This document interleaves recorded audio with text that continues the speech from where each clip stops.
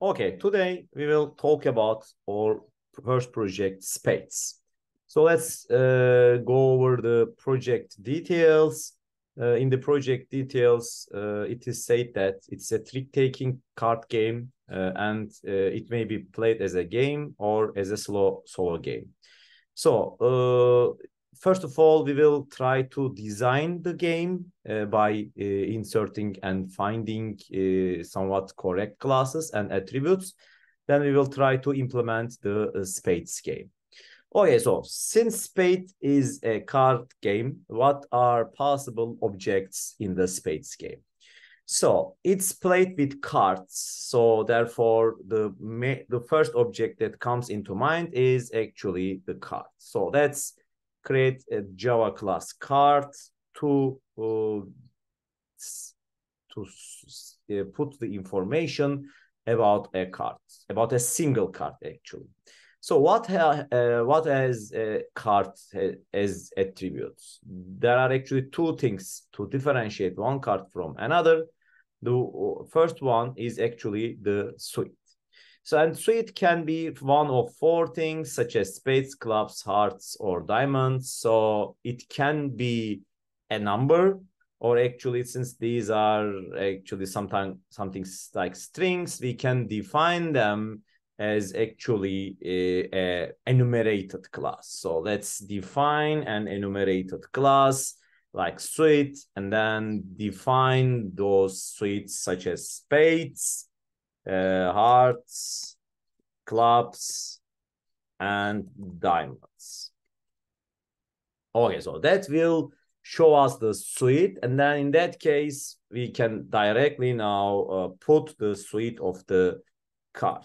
So the suite of the card will be the suite of the card, and the field of the suite should be private, as we have explained previously. Everything should be private as much as possible.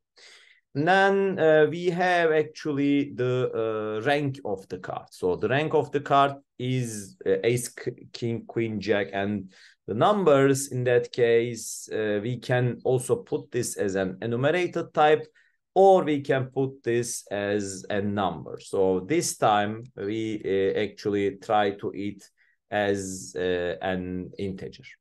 So in that case, then we have those two properties. So then what can we do? We can actually construct some basic things, such as the constructor of a card. So what can a constructor of a card needs as a parameter? So in order to distinguish one card from another, you should have the suite of the card, and then you also have the rank of the card. So that's why let's give them suite and rank, and then we can easily set the values of them by using this dot x equals this x, etc. So then the card is almost finished, but the thing is, we may need the rank of the card or suite of a card, or maybe we can compare a card with another card. These are possibilities. Let's say in that case, we implement the comparator of the card, so that one card can be compared to another. So in that case, there are possible things to do. One of them is implement comparable, and the other one is implement comparator. So let's implement comparable, and in order to implement comparable, you just press here implement methods, and then you actually give the compare to. So then we want to compare a card to another card. So in that case, we will return 1 if the card is larger than the other one, -1 if the card is less than the other one, and equal to 0 if the card is are equal. So in that case, also remember that we are in the spades game. So therefore, the spades have, let's say, more importance. So in that case, we should do something like this. If there are different possibilities. So if the suite is is spades, then in that case, the first card is better than the other card. If both of them are spades, then in that case, the rank does matter, etc., etc. If the suites are different, then your card will be better than the other card without the suite. So that's actually the logic that should be included here.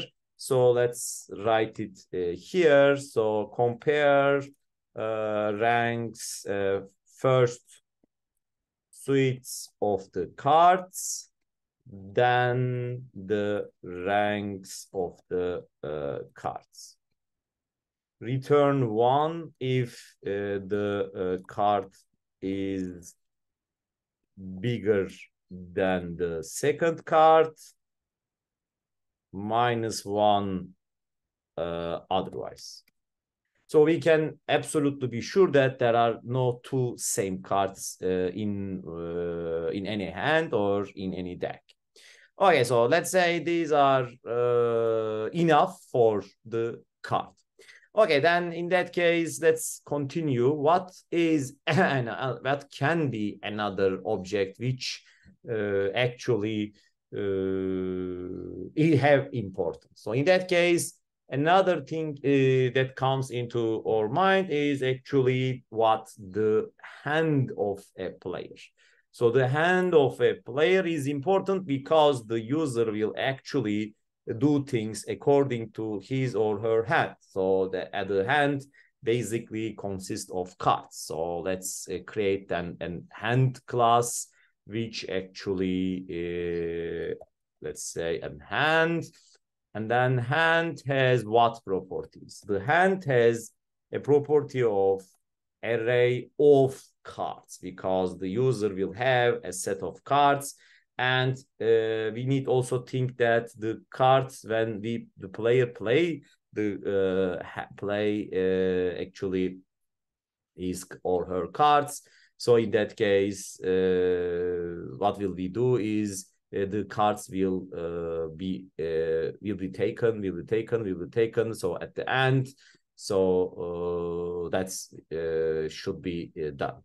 Okay, so then in that case, let's say we will give an integer actually card array, or it can be a linked list of cards. So both of them are possible, or we can also declare an array list of cards. So let's first do it with array list, then we can easily modify the array list to the linked lists. Okay, so let's do an array list of cards, so which gives you as an hand. And then in order to initialize the hand, we need actually a constructor, which actually basically does nothing, just simply create an array list object. So that's one thing. And then what can we do by a hand? By a hand, we can, for example, insert a card to add hand. So when, for example, the main player or whatever you call it deals the cards, then in that case, your hand will increase in number of cards. So for example, the dealer deals 1 by 1. So in that case, you add cards to your hand. So then in that case, adding a card should be added to the function. And then in that case, what can be added? A card can be added. And then what can we do? We can also remove a card. So the player will choose a card. So therefore, in that case, we can remove a card. So, and then what is a possible removing? So this is just design. So in that case, there may be possible alternatives. We can modify it. But the thing is, the player usually selects a card from its or her hand, and then it will just select that card and remove the card. So in that case, one possibility is selecting the card and removing the card. So in that case, you can say, for example, remove a card, or another possibility could be an index of the card selected and removing that card. So for easy to use, let's define both of them. so that maybe we can choose one of them and then remove the other. So then other than that, we have remove card, a card. We have remove a card with an index. And then what can we do is, for example, let's say we actually maybe we need to choose a card from an hand, but that's actually we should think later. So because we actually didn't think about it yet, how we will play, etc., etc. So therefore, let's not do now, but we will do it a little bit later. Okay, so that's actually the hand, add card, remove card, and etc. So then the hand of the player, it has cards, and then we have each card one after another. And then what we should do is, okay, so then there is actually the deck of the cards. So the deck of the cards is actually, it's at the beginning of the play. So at the beginning of each, let's say,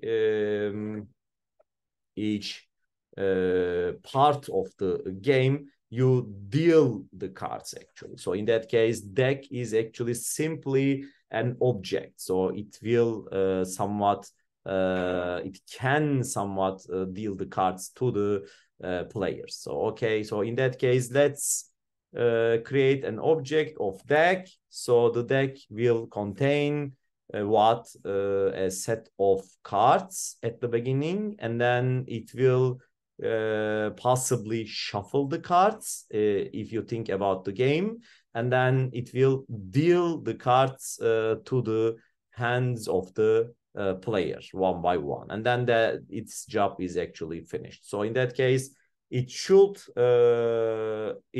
have actually again an array list of cards, which is actually the deck itself. And then what it should do is, it should, when you construct a deck, basically you actually initialize your cards one by one by actually utilizing the card object. So you have 52 cards, and you initialize your 52 cards with the deck. Then other than that, so we have, let's say, the deck. So then what can you do? You can actually shuffle the cards, so that in the beginning, the cards will be in a specific order, such as first spades, spades 1, spades 2, spades 3, etc., until spades king, and then you have others. So in that sense, the deck initial position is specific, so it shouldn't be specific. Otherwise, each player will have the same cards in each game, so which is nonsense. So then in that case, you need to shuffle the cards. So you need to write a function to shuffle the deck. So the shuffle will modify the ordering of the cards in the deck. Okay, so then other than that, then you need actually deal the cards. So how do you deal the cards? So for example, you can deal cards to hands one by one. So then how will we implement this? So there are possible alternatives. So you can deal a card, let's say a specific card to a hand. In that case, so what will we do? So in this case, you should know some other properties. So in that case, let's say we have a deal the cards, and then deal the cards will deal the cards to the players. So in that case, maybe we can say how many cards to deal each time. So that can be a parameter, a number of cards to deal at each time. And then maybe we need also give so how will the deck send the cards to the player? So that's actually a little tricky. We didn't talk about it yet. So in that case, there are possible alternatives. So since the cards should be sent to the hands, so we can give hands as parameters, or the hands, as we will see a little bit later, can be part of the players. So in that case, maybe we should give the players to the deck object. Also in that case, or we can, for example, let's say, just give a player as a parameter to the deck, and then we can do it in another function. So that's actually, there are different kind of possibilities to do, and we can choose any one of them. But let's not choose now. Let's continue to the actually player case. So in the player, so we need players. So the players are actually there are two type of players in the game. The first player is a human player, which is only one. And then we have actually multiple computer players. So these players, so one player, human player, one player, three players, computer players, but all of them are actually players. So in that case, a good design strategy could be, we have a player object, which is actually abstract. So public abstract class player. And then the things that should be in both type of players should be put it here. So in that case, one possibility could be the name of the player. So for example, computer one or Olcay or Mahmoud. And another one is maybe the points of the player. So that can be stored here or otherwhere, depending on the situation. And also each player should have his hand. So that's actually the hand of the player, so that the player will decide according to his or her hand. And these are actually the main things that comes to our mind when we actually try to design player. We can add it later. Let's stick it with now. Okay, so in that case, let's construct a player. The player constructor should have a name. And then other than that, in the beginning, the name will be that name. And then we have the points, which is actually 0. And then we should, for example, clear our hand at each game, let's say.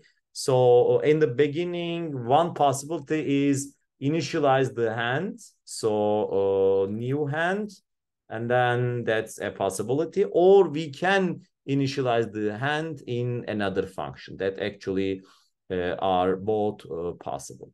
So other than that, we can add points to the player, which is actually possible because after each game, we actually calculate the points of a player. So in that sense, the player points will increment or decrement. So in that case, we can write something like that, add points, which is actually added point. And that added point will be added to the current points. And then, for example, we can actually calculate the player has actually, let's say, number of wins in number of tricks actually in a game. So in that case, we can create a tricks as a attribute in the player, so that the player will initialize the tricks at hand before beginning each game. So in that case, we can for example, write initialize game, let's say, which actually initializes the hand of the player, and then it will also initializes the tricks to 0. So that's actually possibilities for the player. And so we have the tricks, we have the points, we have the hand, and we have the name of the player. So this actually comes to our mind when we first initialize, first we think about the, let's say, the game. Okay, so other than that, we have two types of players. What are those two types of players? The first player is actually human player. So human player is actually a player. So in that case, it should extend player. And since it's extending, it should have a constructor matching the superclass. So let's create that human player. And then we also need a computer player. Let's declare also that. So the computer player should have actually also be an extension of the player. And the player will then, okay, say, should have a constructor matching to super. So other than that, the player's hand should be displayed, for example. So in that case, for example, we can write display hand of a player. That's a possibility. So in that case, let's say a display hand is a string of a player. So in that case, let's write a function for that. Display hand, it should return a string which actually will be displayed at the game. Okay, so we have human player, we have computer player, where we will add extra function depending on how the game will be played. But let's stick it now. And then we have actually almost completed the design. So the only thing that is missing is actually the game. So the game logic, actually, the main class, which is coordinating all the objects, is actually the game class. So then the game class will coordinate the players, etc., etc. So the main logic is actually in the game class. So let's create a game class, and in the game class we will have what? We will have the deck, first of all. So we have a deck, and then we have actually the players, which is actually 4 players. So in that case, we can say we have 4 players. And we can directly initialize this. But okay, let's not initialize it. We can say, okay, new player 4, let's say. And then for each player, actually, we will do specific strategies depending on he or she is a computer player or a human player. And then other than that, we have nothing. So we have the deck, we have the players. So then there should be an initialization of the game. So in that case, we should have a constructor of the game. So the game will have a constructor. And in the constructor, we will do everything about the game. And then that's actual initialization of the game. And then we will play the game. So the play of the game, or play, let's say, play one game or play full game. So in that case, let's say, how we will design that. So in that case, play single game, or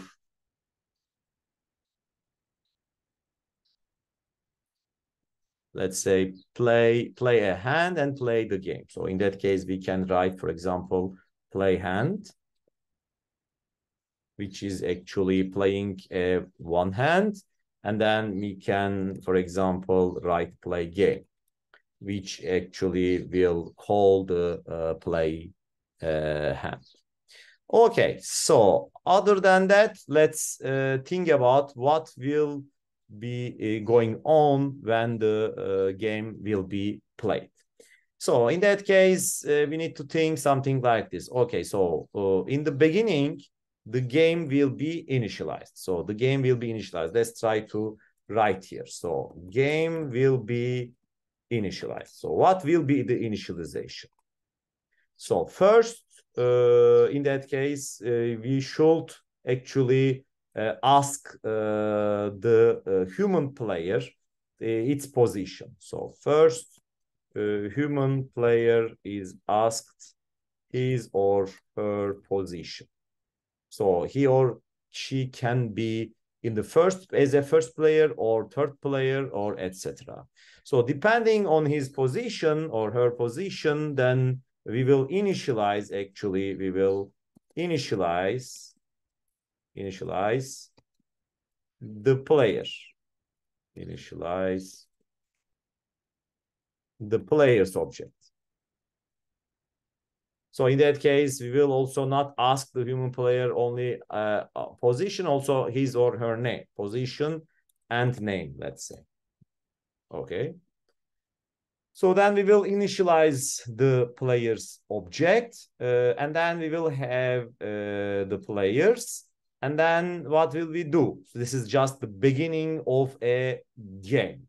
So in that case, we have the players, and then what will we do? Then it's actually okay for the player. So in that case, what we can do is we can initialize the deck. Here we actually have two options. So we can, so remember that after each hand, the deck is actually, you actually collect all the cards played to the deck. But in computer, that's actually real life. In computer, you don't have to do that. So which means in the deck, you can have the cards, you can send the cards to the players, but at the same time, you can have the cards also at the same deck. So in that case, you don't need to collect the cards. So there is nothing like that in this type of game. So in that case, we can initialize the deck here, and then shuffling, etc., could be done in playing the hand. So then, which means, let's write here, you can shuffle the deck in playing the hand, first of all. Okay, so you initialize the deck. When you initialize the deck, you have actually all the things in the game object. So we have initialized the deck, we have initialized the player's object, and then we are finished. So then what will we do? We will continue with the play game. So the game, the program should, the main program should call play game. So in the play game, there will be multiple hands to be played. So then what can you do in the play game? Then you actually play hands one after another. But before playing hands one after another, there should be actually a what? Actually a bidding step. So the bidding step should also be in the play hand.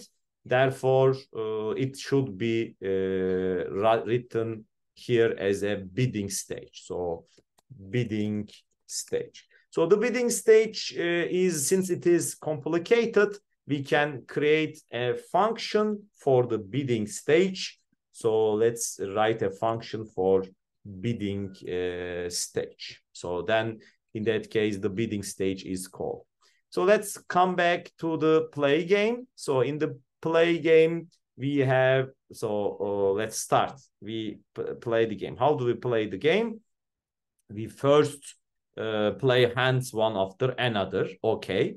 After each hand is played, then we should calculate the number of tricks every player has got. And also the players' biddings actually then should be compared. So in that case, then what we actually missed in the declaration, the biddings. So each player will have a bid, and then that should be stored where? Actually in the player object. So then in that case, let's define a bid in the player. And in that case, you should actually set that bid. So that let's put a set bid method, which sets the bid value. We are doing like this now. Maybe we can change it later, depending. Oh, excuse me,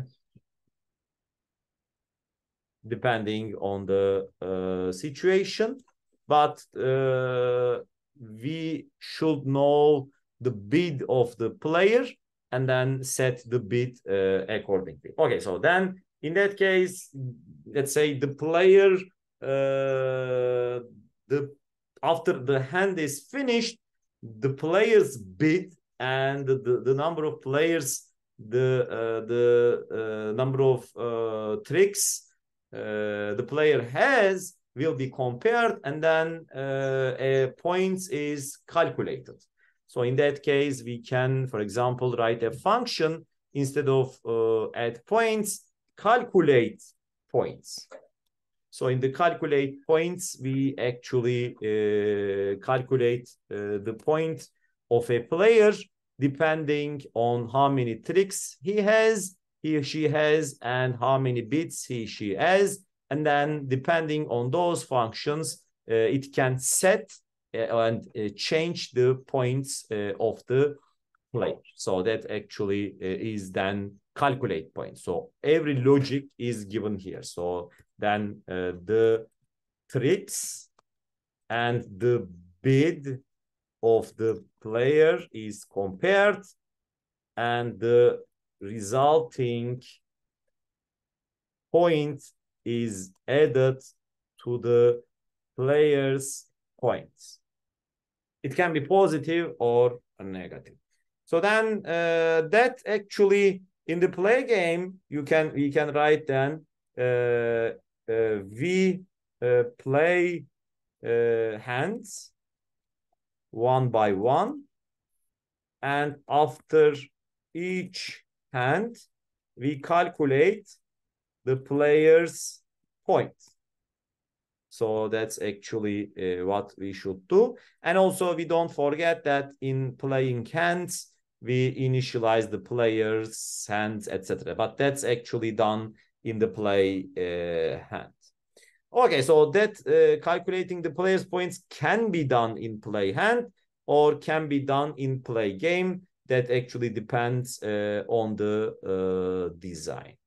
So when do the game finish? Actually, when a player gets 500 points. So in that case, we should know that we need to see the points of the players. So in that case, let's write a get points method to the player so that it will return actually the points of the player. So then in that case, we can check the game if the game is over or not. So then we can write a function is game over. So in that case, we can write a function which checks if the game is over. So if the game is over, so in that case, you finish the game. So that's actually another function that should be written. So for simplicity, let's write now return false. So the play game will be played until game is over. So that's actually the logic of the game. Okay, so the game over, then the points of the players is compared with 500, etc., etc., and then we decide if the game is over or not. And then after finding the game over, then we can check who wins the game. So in that case, the game over function can do also that job by finding the maximum point, or we can write another function which finds the player who wins the game. So in that case, we can, for example, return a player, winner of the game. There are possible alternatives to do this. So we can write the winner, calculate the winner in the game over, or after game over, we can calculate the winner of the game. So in that case, let's return null here. So which the function checks every player and returns the player with the maximum points. Okay, so that's actually, let's put it here. And then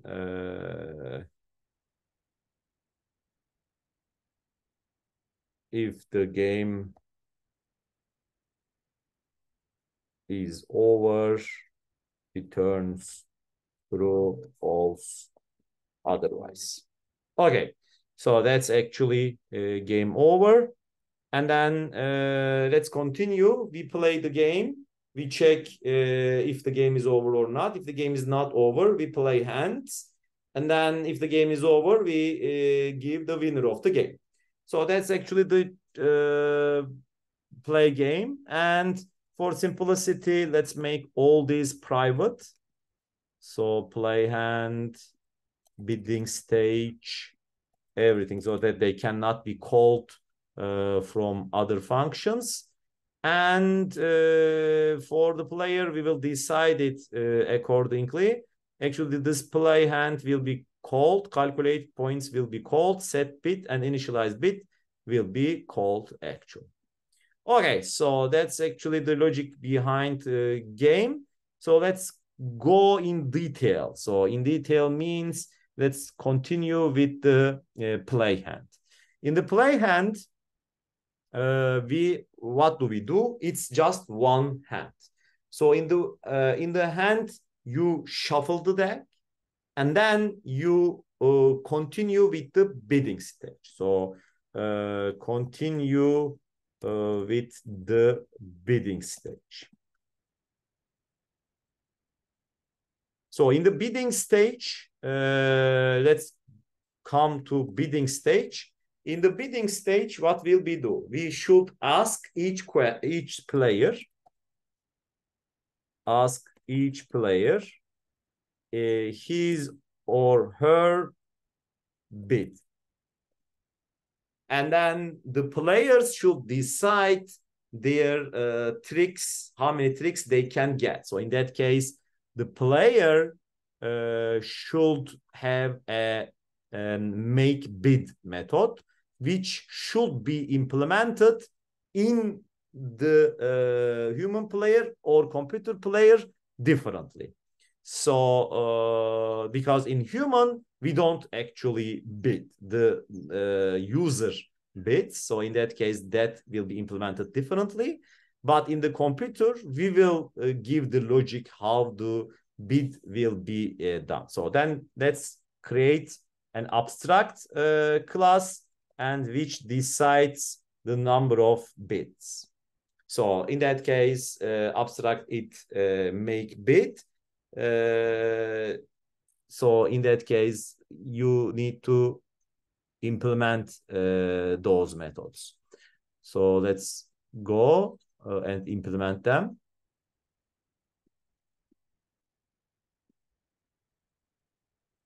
So the human player, in that case, we don't return actually a bid, but let's say we can do that. And then the computer player should also implement the make bid. And since the make bids are done in the player, we actually don't need to set bid now. There we can do that. But other than that, since the player itself has its bid, so it will be have. So, and then we actually made a mistake. These bids, tricks, etc., should be protected so that the player actually knows what his hand is, what his points is, etc., etc. So that's actually in the they should be protected.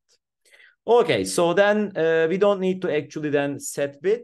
The bid will be set what? By the make bid method. So the make bid method, where did we write it? Here. Then let's write it here.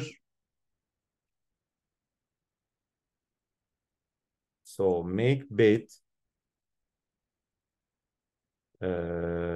finds or settles the bit for the player. It changes according to the player type. Okay, returns the bit decided. Okay, let's then go to computers make bit and humans make bit. In the computers make bit, what we will do is we just ask the human its bit, his or her bit, and then return it after updating the bit.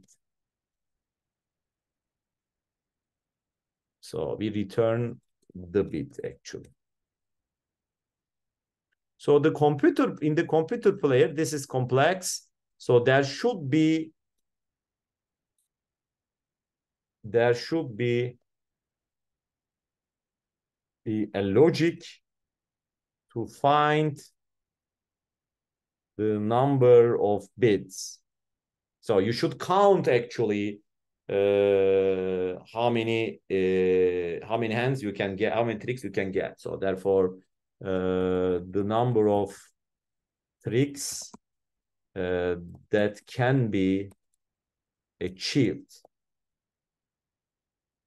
Okay, so that's actually the make bit, and it will settle down. We will not talk about it now, but it should be like that. Okay, so we have the make bit for human and computer player, and then we actually then in the bidding stage we should ask each player his or her bit by calling actually the make bit method, and then other than that we are finished. So when they bid, actually it is finished. So we can also print the bid actually there so that we will know which player bids which what. Okay, so the player can also bid a nil bid, and so that's actually also in the game. But we can also see that and give that. Okay, so after the bidding stage, we come to the play hand. So in the play hand, actually, we have multiple plays, and then we actually play turns. So then let's define a play turn. We will play turn by turn. So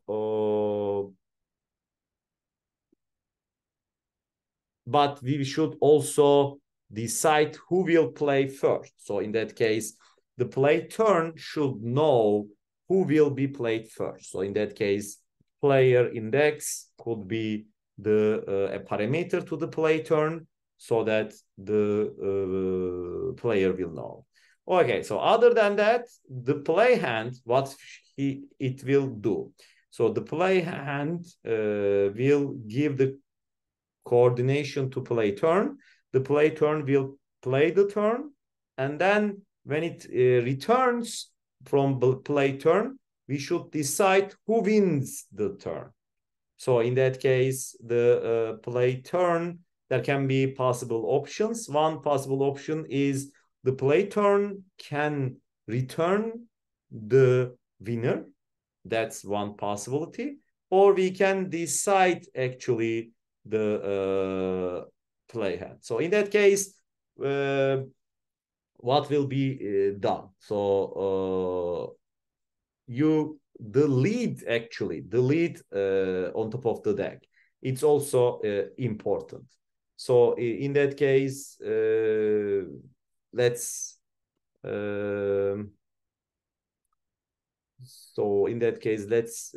you can, in order to see actually what is on the deck, which player has the for that turn, we can we have multiple alternatives. One alternative is actually have the cards that the users played.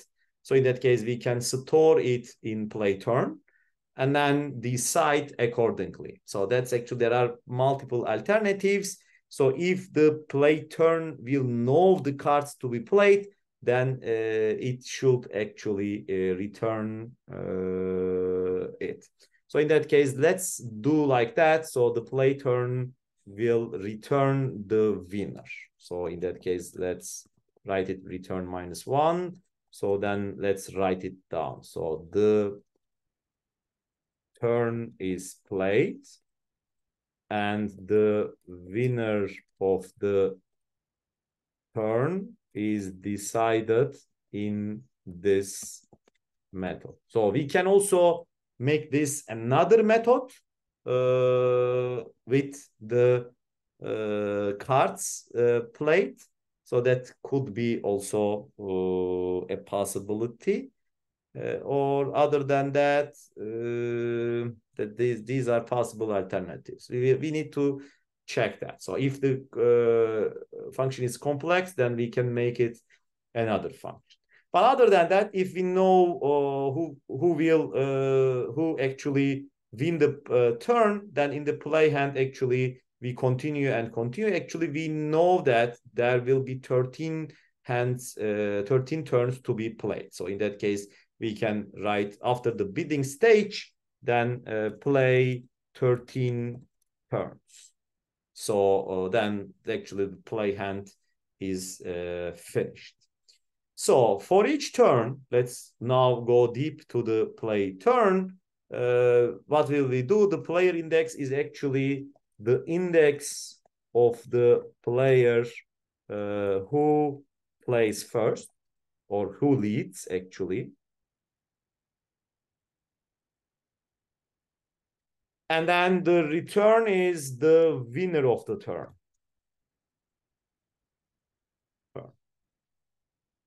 Okay, so then how do we do the play turn? Actually, we ask what?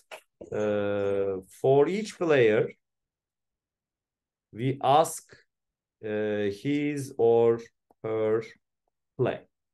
So depending on his or her cards, the player should decide the play. So in that case, the player should have a method to make a decision. So abstract card play.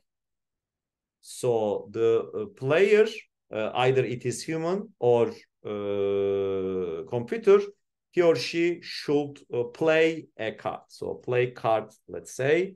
So in that case, let's implement those methods, not implement, but define those methods in the play card. So the play card will return a card in the computer. Also in the human, we write the play card. So in the human, what will we do? Let's continue with human. We ask the human index of the card to be played. If the and then in that case, if the play is okay, then return it.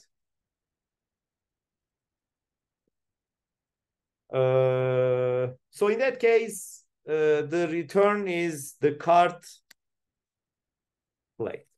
But the thing is, when you how will we control if the card is correct or not? So the card should be in the cards of the player. That's easy. We should control on the index. But the thing is, there are rules for the turn. What are the rules? The user cannot play actually spades before it is broken. And also, there is also another rule. What is the suit that he or she must follow? So therefore, in that case, we should write, let's say, a parameter to the player so that he or she will know what is actually what should be done with the player. So in that case, the suite that should be followed will be checked. So then in that case, let's define the suite to be followed here. Followed suite. And then the thing is, there are also exceptions to that. So we have the followed suite, but if we don't have that followed suite, the user can block the suite and then play spades. And the suite is broken, then he or she do not need to play any suite. So in that case, we need to give is the suite broken. So Boolean suite broken. So if the suite is broken, then you don't need to follow the suite. So which means it's a parameter. And other than that, there is also the first player case, because if you are the first player, you don't need to follow a suite. So then in that case, we can do two things. One, we can give a parameter here, which means do I need to follow the suite if I am first player? Or you can actually give the suite as none, which means actually you don't need to follow the suite. So there are possible alternatives. So let's actually do Boolean first player. So if you are first player, you don't need to follow the suite. If you should follow the suite, there is also the suite broken case. In that case, you don't need to follow the suite. So these are actually alternatives. So to be checked.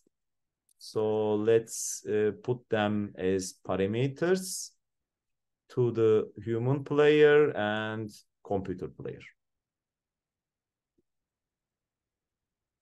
Okay, so then the human player's play will be checked according to if he is or her is first player, if the suite is broken or not, and if none of them applies, then he or she must follow the suite. So for the computer, also the same appears. So there should be a logic to find the best card to be played according to the parameters.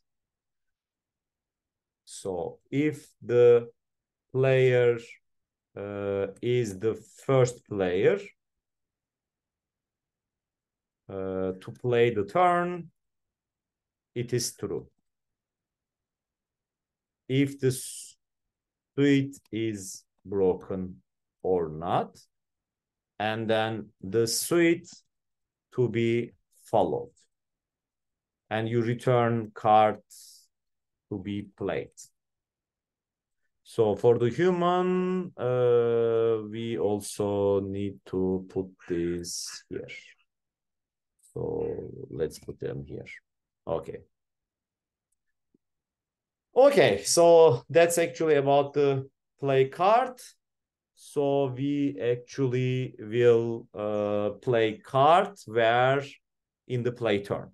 So for each player, we ask his or her play, and then that's all done. So but we also after each turn, so after each play, we also should display the cards of the players.